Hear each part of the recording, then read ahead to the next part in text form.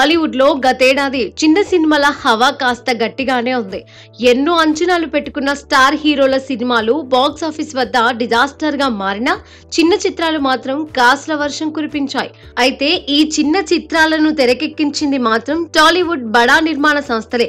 గీత arts, మైత్రి movie makers, Suresh productions, సితారా entertainments banners content మీద ఉన్న నమ్మకంతో చిన్న సినిమాలను నిర్మిస్తూ భారీ లాభాలను అందుకున్నారు.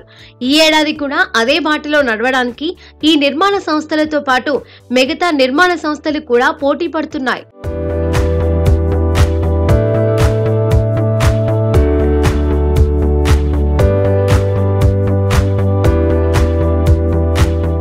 రీసెంట్ గా నాని నిర్మాతగా చేసిన కోర్టు మూవీ విమర్శకుల ప్రశంసలు అందుకొని సినిమాకు కాస్ల వర్షం కురిపించింది. 10 కోట్ల బడ్జెట్ తో నిర్మించిన కోర్టు సినిమా ఓటీటీ రైట్స్ ద్వారానే ఏకంగా 9.50 కోట్లు సంపాదించి పెట్టింది. పెయిడ్ ప్రీమియర్స్ ద్వారా పాజిటివ్ టాక్ సొంతం చేసుకున్నప్పటికీ థియేట్రికల్ గా అనుకున్న స్థాయిలో ఆడుతుందో లేదోనని మొదట్లో చిత్ర యూనిట్ భయపడ్డారట. కానీ అనూహ్యంగా థియేట్రికల్ పరంగా కూడా ఈ చిత్రం మంచి వసూళ్లనే సాధించింది. మార్చి 14న విడుదలైన ఈ చిత్రం ఇప్పటి వరకు 24 కోట్లకు పైగా కలెక్షన్స్ ను సాధించిందని సమాచారం. కొన్ని బి, సి సెంటర్స్ లోనూ కోర్టు మూవీ డీసెంట్ వసూళ్లను సాధిస్తోంది.